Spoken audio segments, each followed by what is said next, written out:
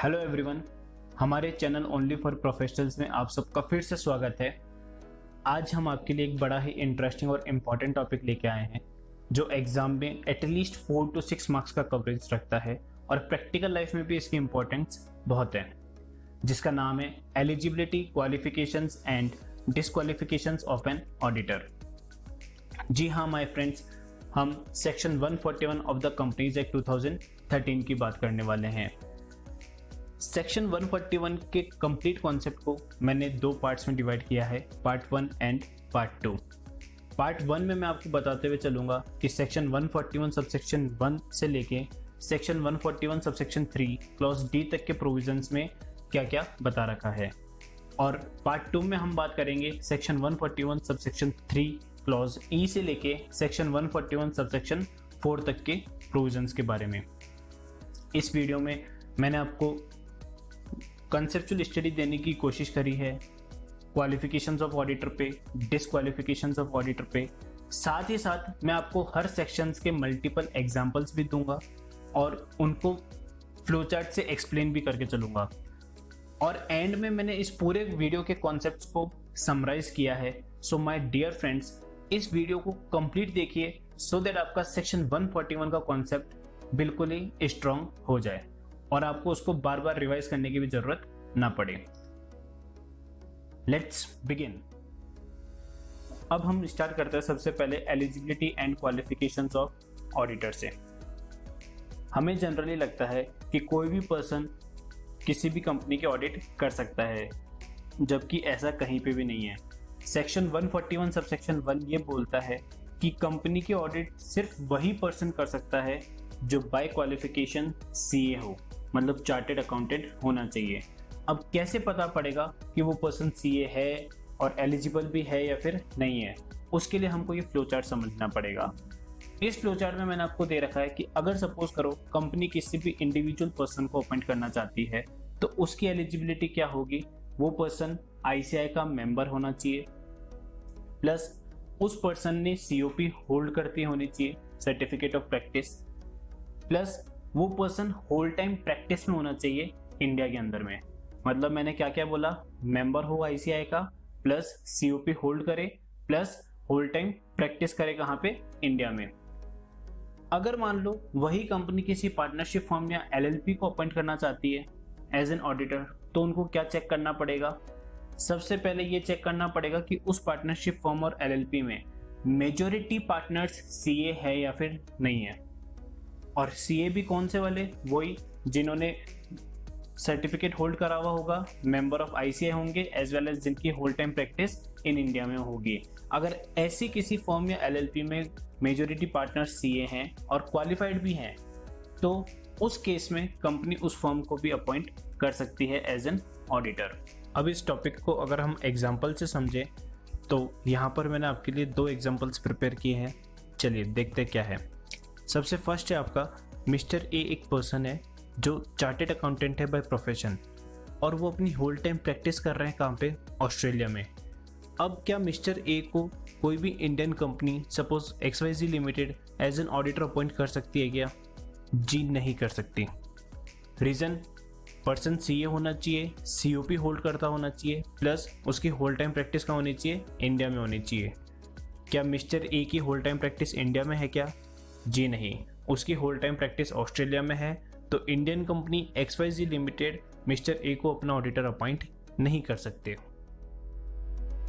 Next example, suppose कीजिए एक company है ABC लिमिटेड जो अपॉइंट करना चाहती है मेसर्स XYZ एंड कंपनी को, जहां पर 3 पार्टनर है X, Y and Z। X भी सीए हैं, Y भी सीए हैं, बट Z CS है। तो क्या अब company ABC limited messrs XYZ and company को ऑडिटर अपॉइंट कर सकती है क्या? आपको लगेगा नहीं कर सकती। क्यों? क्योंकि यहाँ पर एक पार्टनर CS है। बट हमारा प्रोविजन क्या बोलता था कि अगर कोई कंपनी किसी पार्टनरशिप फर्म या एलएलपी को अपॉइंट करना चाहती है तो वहां पर मेजॉरिटी पार्टनर्स क्या होने चाहिए, सीए होने चाहिए।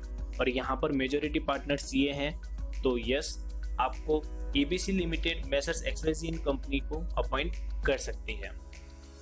अब हम बात करते हैं हमारे नेक्स्ट सेक्शन की, section 141 subsection 2 of the companies act 2013। ये क्या बोलता है, अगर मान लो किसी भी कंपनी ने किसी फर्म या एलएलपी को अपॉइंट किया है एज एन ऑडिटर, तो उस केस में कंपनी की ऑडिट रिपोर्ट को साइन करने की पावर किसके पास होगी? यूं बोलूं कि ऑथराइज कौन कर सकता है? क्या कोई भी पर्सन कर सकेगा? जी नहीं, सिर्फ और सिर्फ वही पर्सन कर पाएगा जो बाय क्वालिफिकेशन सीए है प्लस उस फर्म या एलएलपी में पार्टनर है। इन दोनों क्वालिफिकेशन के अलावा कोई भी पर्सन उस ऑडिट रिपोर्ट को साइन करने के लिए एलिजिबल नहीं है। इसको एक एग्जांपल से समझते हैं। एक पर्सन है मिस्टर एक्स, वो फेलो मेंबर है आईसीआई के, जो कि वर्किंग मैनेजर भी है मेसर्स एबीसी एंड कंपनी में, एक सीए फर्म है, वहाँ पर वो मैनेजर हैं। मिस्टर एक्स ने पीक्यूआर लिमिटेड की ऑडिट रिपोर्ट पर साइन कर दिया। किसके बिहाफ पे? मेसर्स एबीसी एंड कंपनी के बिहाफ पे। तो ये जो मिस्टर एक्स ने जो काम किया है, क्या वो वैलिड है या फिर नहीं है? आपको लगेगा कि सर वो सीए भी है, मेंबर भी है, प्लस फर्म में प्रैक्टिस भी कर रहे हैं, तो ये साइन आपका वैलिड है। बट ऐसा नहीं है। हमारा प्रोविज़न क्या था, जब भी कभी अगर कोई कंपनी किसी फर्म या एलएलपी को अपॉइंट करती है, उस केस में साइनिंग अथॉरिटी या साइनिंग पावर सिर्फ और सिर्फ उस पर्सन के पास है जो सीए प्लस पार्टनर है। बट मिस्टर एक्स पार्टनर नहीं है, तो यहाँ पर साइन भी नहीं कर सकते। अब हम बात करते हैं डिस्क्वालिफिकेशंस ऑफ एन ऑडिटर की। जनरली हमें क्या लगता है कि जो पर्सन सीए नहीं है वो डिस्क्वालिफाइड है। जी हाँ, आपको सही लगता है कि जो सीए नहीं है वो ऑटोमेटिकली डिस्क्वालिफाइड है। बट यहाँ पर हम ये देखेंगे जो पर्सन सीए होने के बाद भी डिस्क्वालिफाइड है, ऐसा क्यों? ऐसे क्या प्रोविजंस हैं कि वो लोग सीए होने के बाद भी उस कंपनी के ऑडिट नहीं कर सकते? सबसे पहले बात करते हैं सेक्शन 141 सबसेक्शन 3 क्लॉज ए की, जिसका कीवर्ड हमको याद रखना है बॉडी कॉर्पोरेट।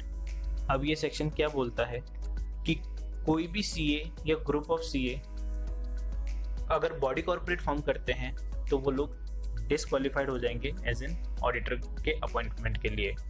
बट वो एलएलपी फॉर्म कर सकते हैं, क्योंकि यहाँ पर बॉडी कॉर्पोरेट का एक्सेप्शन इन्होंने दिया हुआ है सेक्शन में, एलएलपी जो रजिस्टर्ड है एलएलपी एक्ट 2008 के अंदर।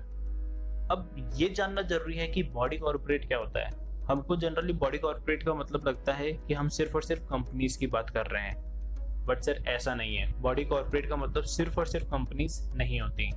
बॉडी कॉर्पोरेट का मतलब होता है कि कोई भी ऐसी एंटिटी जो किसी ना किसी एक्ट में रजिस्टर्ड तो नहीं है, और कोई भी ऐसी एंटिटी जिसका कहीं ना कहीं कोई लीगल एग्जिस्टेंस तो नहीं है। तो हमारा सेक्शन क्या बोलता है कि कोई भी सीए या group of CA body corporate form नहीं कर सकते एक्सेप्ट एलएलपी। नेक्स्ट सेक्शन है हमारा सेक्शन 141 सबसेक्शन 3 क्लॉज बी, जो डील करता है ऑफिसर और एम्प्लॉय ऑफ कंपनी के रिगार्डिंग। यहाँ पर हमको ये सेक्शन बताता है कि कोई भी पर्सन किसी भी कंपनी का ऑफिसर या एम्प्लॉय नहीं होना चाहिए। ऑफिसर मतलब या तो डायरेक्टर या चेयरपर्सन या फिर कोई भी हायर अथॉरिटी का मेंबर। तो ये सेक्शन क्या बोल रहा है कि कोई भी पर्सन किसी कंपनी का डायरेक्टर या फिर एम्प्लॉय नहीं होना चाहिए, ना ही उस पर्सन के कोई पार्टनर। अगर इन केस हम फर्म की बात कर रहे हैं तो ना ही उसका कोई पार्टनर किसी कंपनी का एम्प्लॉय और ऑफिसर होना चाहिए। इसको एक एग्जांपल से समझते हैं। सपोज करो एक एबीसी लिमिटेड करके एक कंपनी है जो अपॉइंट करना चाहती है मेसर्स एक्सवाईजी कंपनी को एज एन ऑडिटर, जहां पर सारे पार्टनर्स एक्स, वाई और जेड ये तीनों पार्टनर्स हैं और सीए हैं। बट मिस्टर एक्स जो है वो एबीसी लिमिटेड का चेयरमैन भी है। तो क्या हम मतलब ABC limited messrs XYZ company को एज एन ऑडिटर अपॉइंट कर सकती है? आपको लगेगा बिल्कुल कर सकते हैं, क्योंकि फर्म भी है, मेजोरिटी पार्टनर सीए भी हैं, तो यस बिल्कुल कर सकते हैं। बट सर ऐसा बिल्कुल नहीं है, नहीं कर सकते। रीजन बिंग प्रोविजन क्या बोलता है सेक्शन 141 सबसेक्शन 3 क्लॉज बी का, वो ये बोल रहा है कि अगर कोई भी पर्सन एम्प्लॉय और ऑफिसर है किसका, कंपनी का, तो उस पर्सन को हम ऑडिटर अपॉइंट नहीं कर सकते। और यहाँ पर मिस्टर एक्स जो है वो ऑलरेडी क्या है, चेयरमैन है एबीसी लिमिटेड के, तो इनको हम अपॉइंट नहीं कर सकते। इसी प्रोविजन पे आपको एक और एग्जांपल देता हूँ। देखिए क्या बोल रहा है। सपोज करो PQRS लिमिटेड एक सब्सिडरी कंपनी है किसकी, ABC लिमिटेड की, जो भी हमने पहले देखी थी। अब वही सिनेरियो है कि ABC लिमिटेड में चेयरपर्सन है कौन, X, और उसकी एक सब्सिडरी कंपनी है PQRS लिमिटेड। अब PQRS लिमिटेड चाहती है कि वो मेसर्स XYZ कंपनी को अपना ऑडिटर अपॉइंट कर ले। तो क्या PQRS limited messrs XYZ company को एज एन ऑडिटर अपॉइंट कर सकते हैं क्या? अब यहाँ हमें लगेगा कि सर आपने बोला था ऑफिसर और एम्प्लॉय नहीं होने चाहिए कंपनी के, वहां पर आपने डिस्क्वालीफाई किया था, तो यहाँ पे भी डिस्क्वालीफाई होगा। बट ऐसा नहीं है। प्रोविजन क्या था, ऑफिसर और एम्प्लॉय ऑफ एन कंपनी, सिर्फ और सिर्फ कंपनी के ऑफिसर और एम्प्लॉय नहीं होने चाहिए। सब्सिडरी होल्डिंग के अगर आप ऑफिसर या एम्प्लॉय हो तो वो चलेगा। तो मतलब यहाँ पर अगर PQRS limited messrs XYZ company को अपॉइंट करती है तो वो आपका इक्वली वैलिड अपॉइंटमेंट माना जाएगा। अब हमारा नेक्स्ट सेक्शन है section 141 sub section 3 clause C, जिसका कीवर्ड हमको याद रखना है अ पार्टनर और in the employment of officer और एम्प्लॉय ऑफ एन कंपनी। मतलब इस सेक्शन में हमको ये देखना है कि अगर कोई भी पर्सन किसी भी कंपनी का डायरेक्टली ऑफिसर और एम्प्लॉय चाहे है चाहे नहीं है, डजंट मैटर, बट उस ऑफिसर या एम्प्लॉय का पार्टनर या एम्प्लॉय है, तब भी हम उस पर्सन को या उस ग्रुप ऑफ पर्सन को हम एज ए ऑडिटर अपॉइंट नहीं कर सकते। कैसे, एक एग्जांपल से समझते हैं। सपोज कीजिए एक कंपनी है ABC लिमिटेड, जिनको अपॉइंट करना है मेसर्स XYZ कंपनी को। ABC लिमिटेड में 3 डायरेक्टर्स है, A, B और C, और XYZ कंपनी में 3 पार्टनर्स है, X, Y and Z। ABC limited में से मिस्टर A और XYZ कंपनी में से मिस्टर X, इन दोनों का अलग से एक पार्टनरशिप फर्म भी चल रहा है। अब क्या कंपनी की ABC limited messrs XYZ company को अपना ऑडिटर अपॉइंट कर सकती है क्या? जी नहीं कर सकते। क्यों? क्योंकि यहाँ पर जो पार्टनर है वो ऑफिसर ऑफ कंपनी का पार्टनर भी है, इसलिए हम मेसर्स XYZ कंपनी को ABC लिमिटेड का ऑडिटर अपॉइंट नहीं कर सकते। अब हम बात करते हैं आपकी इस वीडियो के लास्ट टॉपिक और सबसे ही इंटरेस्टिंग और इम्पॉर्टेंट टॉपिक की, जो है section 141 sub section 3 clause D। ये बोलता है कि कोई भी पर्सन या उसके रिलेटिव या उसके पार्टनर ये 3 काम नहीं करने चाहिए। अब ये 3 काम कौन कौन से हैं, इनको एक एक करके एक्सप्लेन करते हैं। सबसे पहला है आपका कि कोई भी पर्सन या रिलेटिव या उसके पार्टनर किसी भी कंपनी या उसकी सब्सिडरी कंपनी या होल्डिंग कंपनी या एसोसिएट कंपनी या फिर subsidiary company of such holding company, इन सब ग्रुप कंपनीज के अंदर सिक्योरिटीज़ या इंटरेस्ट होल्ड नहीं कर सकते। क्या बिल्कुल भी होल्ड नहीं कर सकते? जी नहीं, ऐसा नहीं है। रिलेटिव्स अगर चाहें तो वो सिक्योरिटीज़ या इंटरेस्ट होल्ड कर सकते हैं, बट कितना, जो जितना उनका मन उतना नहीं। वो लोग सिर्फ और सिर्फ अप टू 1 लाख रुपीज़ तक का ऑफ फेस वैल्यू, वहाँ तक का ही वो लोग सिक्योरिटीज़ होल्ड कर सकते हैं। बट अगर इन एनी टाइम उन्होंने 1 लाख से ज़्यादा के सिक्योरिटीज़ होल्ड कर दिए, उस केस में rule 10 of CAAR companies audit and auditor rules 2014, वो उनको एक ग्रेस पीरियड प्रोवाइड करके चलता है 60 डेज़ का, कि आपने अगर 1 लाख रुपीज़ से फेस वैल्यू से ज़्यादा के शेयर्स भी परचेज कर लिए हैं तो आप 60 डेज़ के अंदर अंदर उन एक्सेस शेयर्स को या एक्सेस सिक्योरिटीज़ को वापस से सेल कर दीजिए, तब तो कोई भी ऑडिटर डिस्क्वालीफाइड नहीं होगा। बट अगर मान लो आपने ऐसा नहीं किया तो जो ऑडिटर वहाँ पर ऑडिट कर रहा था वो उसी टाइम से वहाँ पे डिस्क्वालीफाई मान लिया जाएगा। इसमें हमें एक और चीज़ ध्यान रखनी है कि ये जो हम बात कर रहे हैं 1 लाख रुपीज़ की, ये 1 लाख आपका फेस वैल्यू है, ना कि मार्केट वैल्यू है। प्लस ये जो लिमिट है 1 लाख की, वो सिर्फ और सिर्फ रिलेटिव्स पे एप्लीकेबल है, ना ही किसी ऑडिटर पे और ना ही किसी उसके पार्टनर पे। सिर्फ और सिर्फ रिलेटिव्स होल्ड कर सकते हैं, ऑडिटर और पार्टनर तो कुछ एक नॉमिनल अमाउंट भी उस कंपनी में होल्ड नहीं कर सकते। अब अगर हम बात करें ये रिलेटिव कौन होते हैं इस सेक्शन के लिए, तो वो बहुत ही कम लोग हैं जो इस रिलेटिव की डेफिनेशन में आते हैं, जिसको हम एक शॉर्ट में बोलें तो वो आपकी कोर फैमिली है। लाइक इंडिविजुअल के केस में सिर्फ यही लोग उसके रिलेटिव्स में काउंट किए जाएंगे। कौन कौन है ये लोग? अगर हम उस इंडिविजुअल के पेरेंट्स की बात करें तो फादर और mother including step father and step mother. अगर हम उसके ब्रदर और सिस्टर की बात करें तो brother including step brother and sister including step sister. अगर हम उसके सन और डॉटर की बात करें तो सन के केस में सन और step son as well as son's wife और स्टेप सन्स वाइफ, और डॉटर के केस में daughter and daughter husband. Plus हम उसके स्पाउस की बात करें तो यहाँ पर स्पाउस ऑफ इंडिविजुअल। तो टोटल ये सब लोग ही इंडिविजुअल के केस में रिलेटिव में काउंट होंगे। बट अगर कोई फर्म HUF है, उस केस में उस HUF के जितने भी मेंबर्स हैं वो सारे रिलेटिव की डेफिनेशन में आ जाएंगे। अब अगर हम इस पूरे कॉन्सेप्ट को section 141 subsection 3 clause D sub clause 1 इस पूरे प्रोविज़न को समझें with the help of example, तो चलिए मैंने आपके लिए कुछ एग्जांपल्स प्रिपेयर किए हैं, देखते हैं क्या है।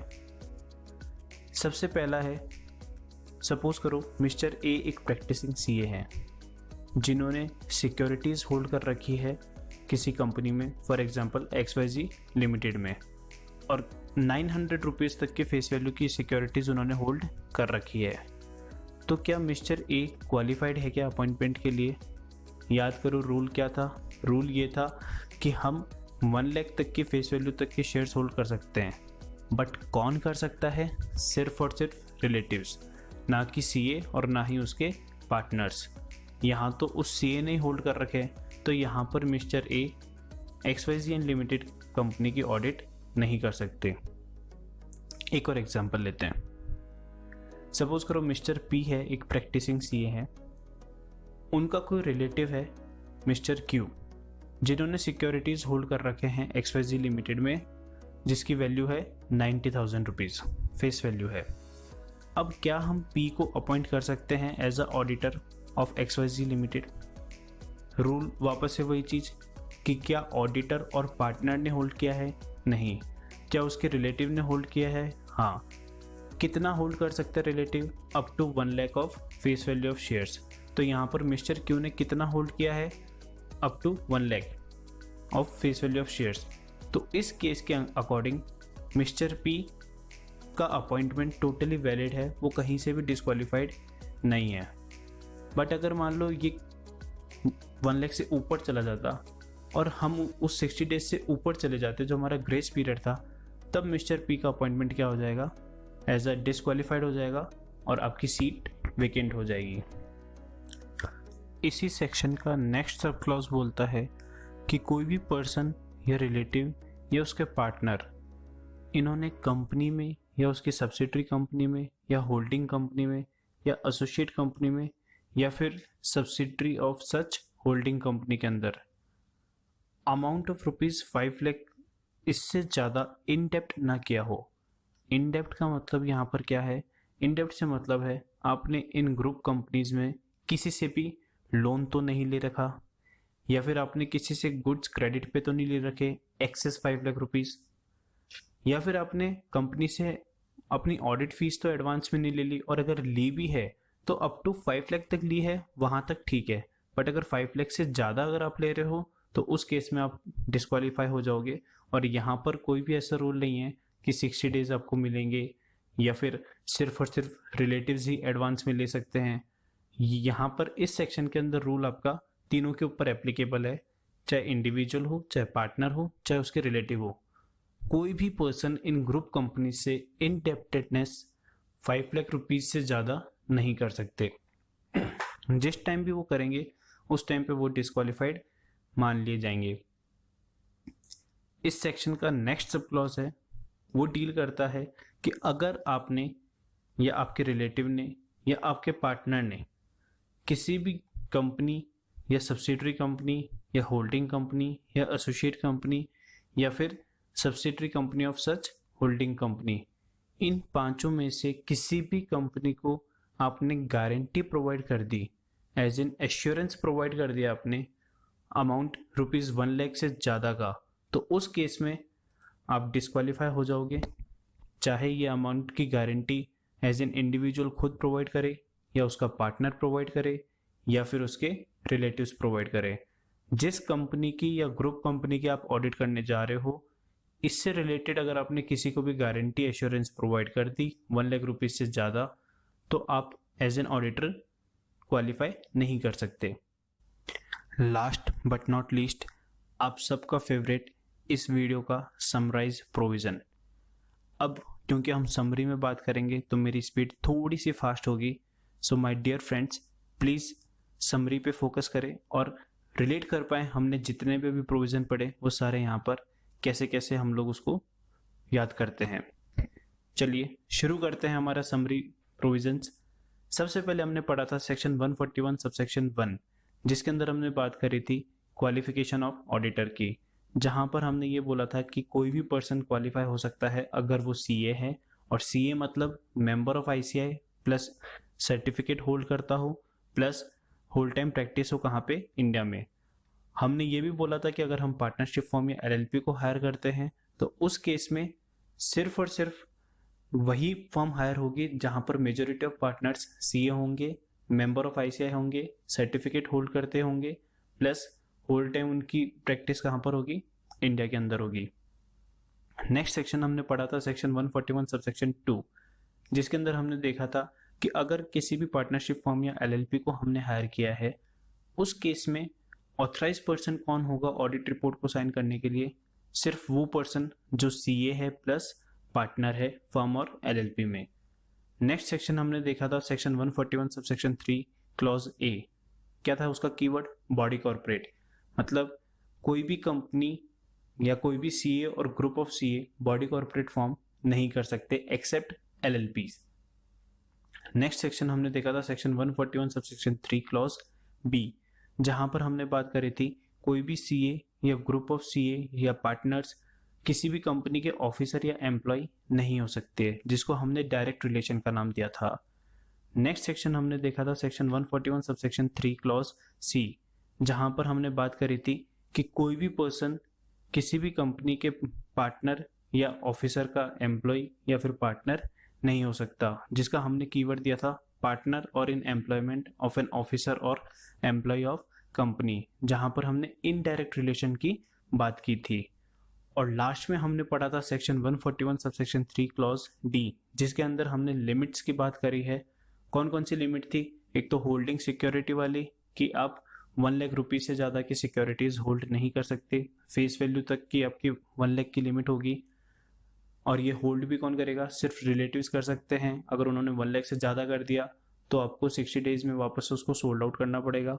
ऑडिटर या पार्टनर नॉमिनल अमाउंट की सिक्योरिटीज भी होल्ड नहीं कर सकता। दूसरी लिमिट थी आपकी इनडेप्टेडनेस की, जो था अप टू 5 लाख रुपीस तक का, कि कोई भी पर्सन या उसके रिलेटिव या उसके पार्टनर 5 लाख तक का इनडेप्टनेस कर सकते हैं कंपनी को या ग्रुप कंपनीज को, बट उससे ज़्यादा का नहीं कर सकते। और तीसरी हमारी लिमिट थी गारंटी, अगर हम किसी को दे रहे हैं कंपनी को रिगार्डिंग कोई भी इनडेप्टेडनेस है या फिर कोई भी एश्योरेंस हम दे रहे हैं, अप टू ₹1 लाख दे रहे हैं तब तक ठीक है, 1 लाख से ज़्यादा दे रहे हैं तो आप डिस्क्वालीफाइड हो। यहाँ पर भी ये प्रोविज़न ऑडिटर, उसके पार्टनर और उसके रिलेटिव्स पे लगता है। यहाँ पे ग्रुप कंपनीज कौन कौन सी थी, company, subsidiary company, holding company, associate company और subsidiary company of such holding company. My dear friends, मैं उम्मीद करता हूँ आप सबको ये वीडियो बड़ा ही पसंद आया होगा। अगर आप चाहते हैं हम ऐसे वीडियो और बनाते जाएं तो प्लीज़ कमेंट बॉक्स में आप सजेशंस डालिए कि सर आप इस टॉपिक पे वीडियो बनाइए। हम आपको एश्योरेंस दिलाते हैं कि हमारा नेक्स्ट वीडियो उन्हीं टॉपिक से रिलेटेड होगा। और इस वीडियो को लाइक करें, शेयर करें एंड सब्सक्राइब करें, और अगर कुछ भी क्वेरी होती है तो आप मेरे को इस नंबर पे कांटेक्ट कर सकते हैं। Thank you very much.